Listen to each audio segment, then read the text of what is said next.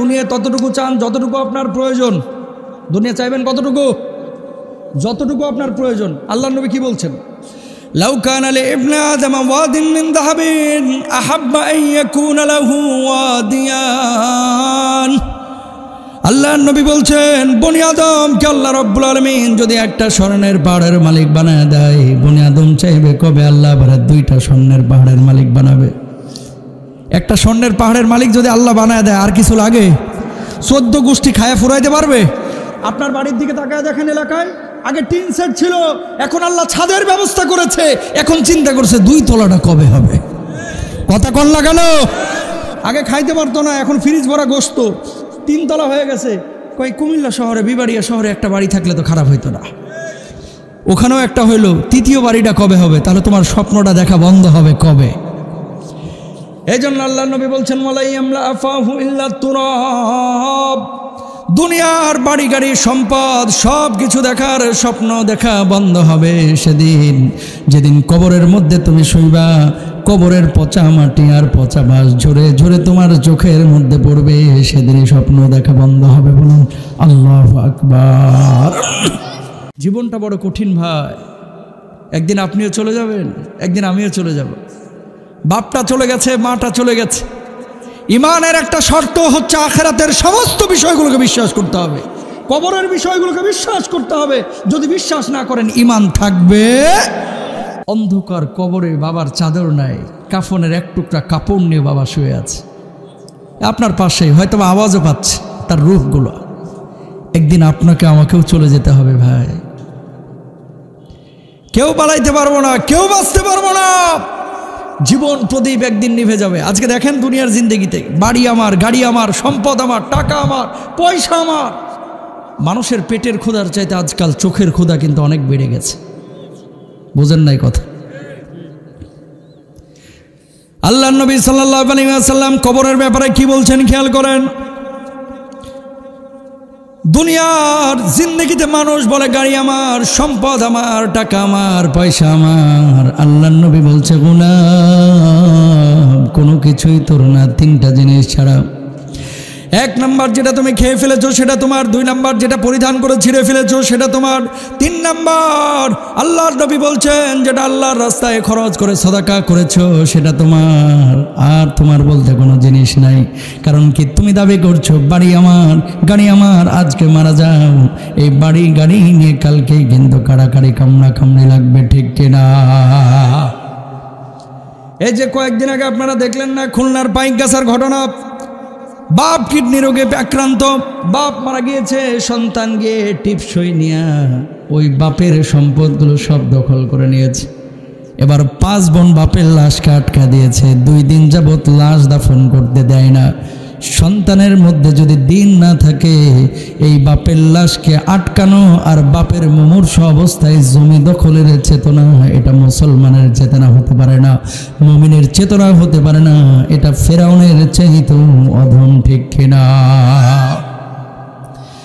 প্রিয় ভাইরা আমার, এজন্য আপনাদেরকে বলি স্বপ্নটাকে সীমিত করেন, দুনিয়াটাকে বেশি কামানোর দরকার নাই। দুনিয়া ততটুকু চান যতটুকু আপনার প্রয়োজন।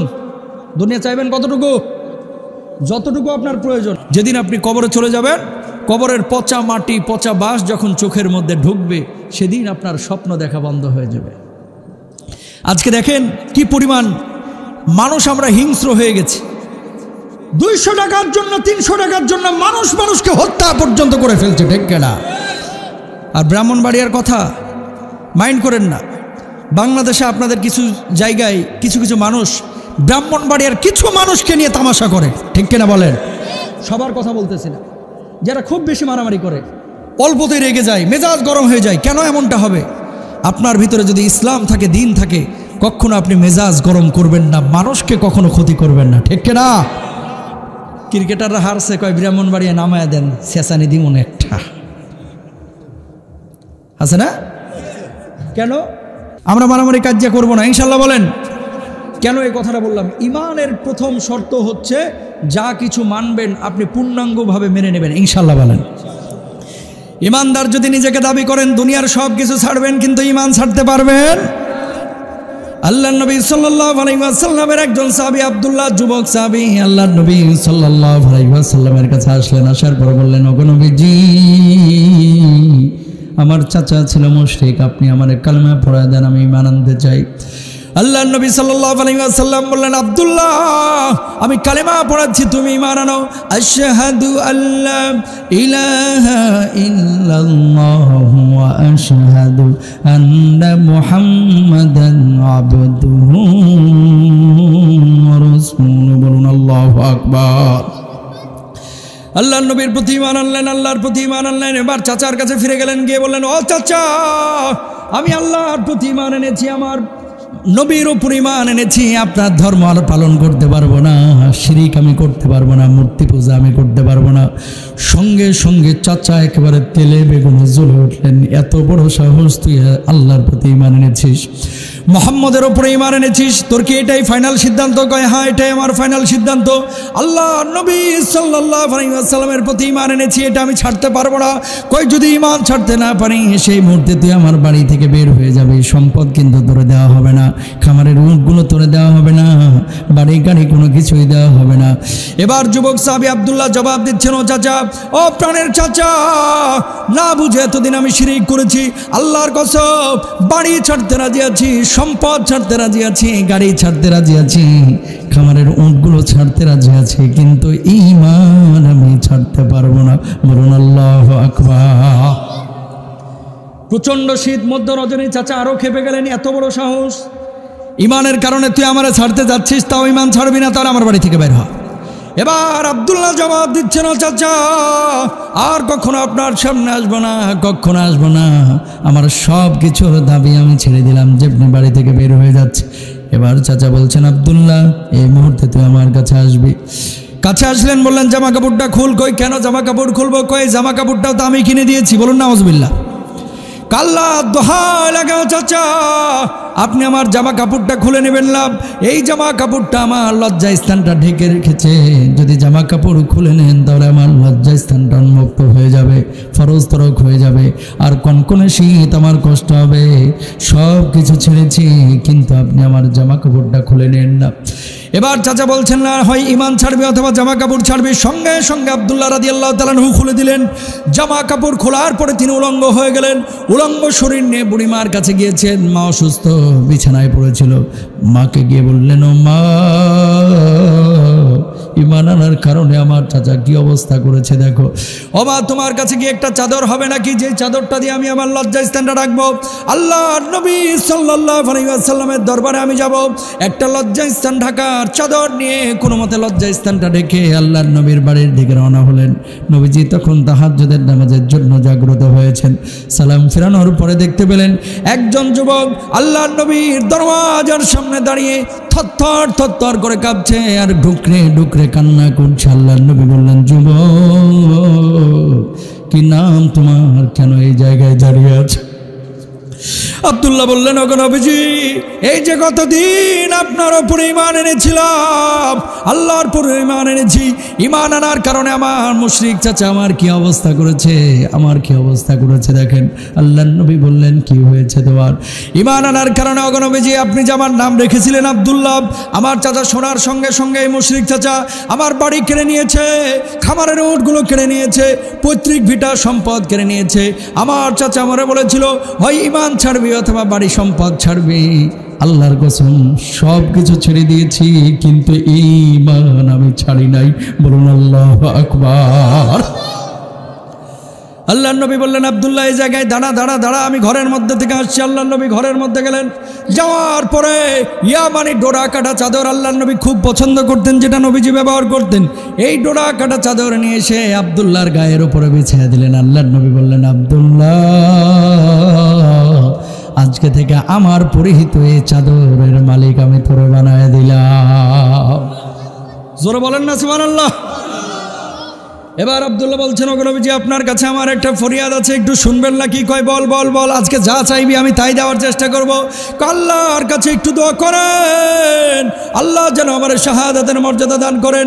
আল্লাহ নবী বিশ্ব নবী সাল্লাল্লাহু আলাইহি ওয়াসাল্লাম আল্লাহর কাছে দোয়া করলেন, ওগো আল্লাহ, ঈমানের কারণে এই লোকটা সব কিছু হারিয়েছে, ও আল্লাহ, আমি নবী দোয়া করছি তার জন্য আপনি তার শাহাদাতের মর্যাদা দান করেন। ও আল্লাহ,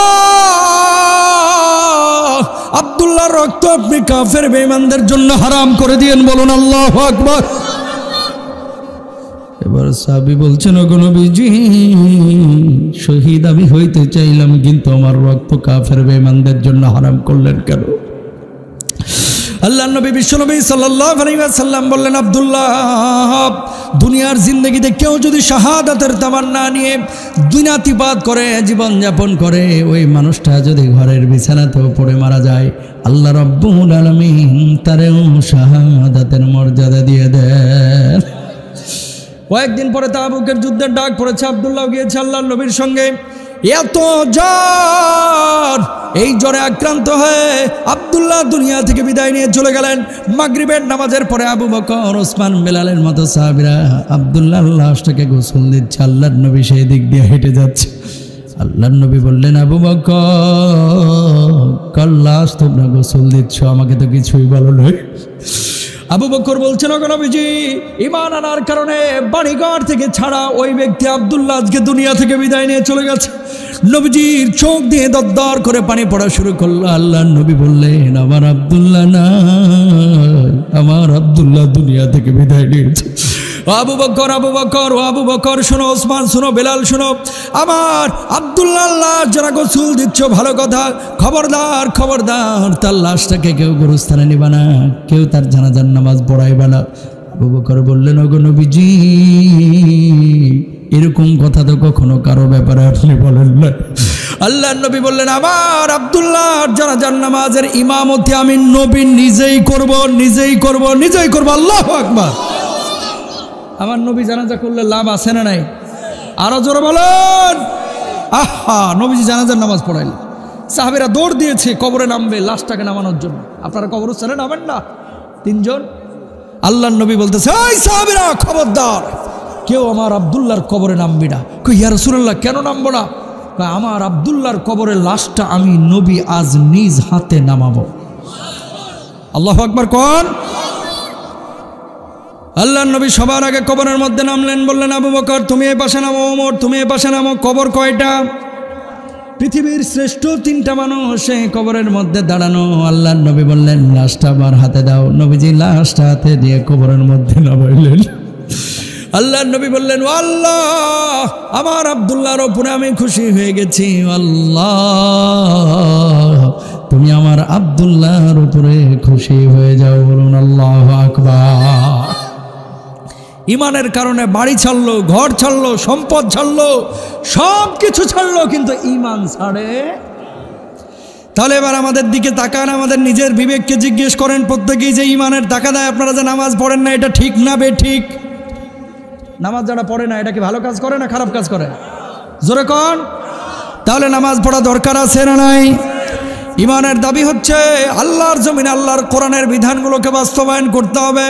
আল্লাহর জমিন আল্লাহর কোরআনের বিধান বাস্তবায়ন করার জন্য যদি টাকার প্রয়োজন হয় টাকা দেব, সম্পদের প্রয়োজন হয় তাহলে সম্পদ দেব, যদি কোথাও বুকের তাজা রক্ত ঢালার প্রয়োজন হয় অবলীলায় আল্লাহর এজন্য এই বুকের তাজা রক্ত ঢেলে দেব। ঠিক কিনা?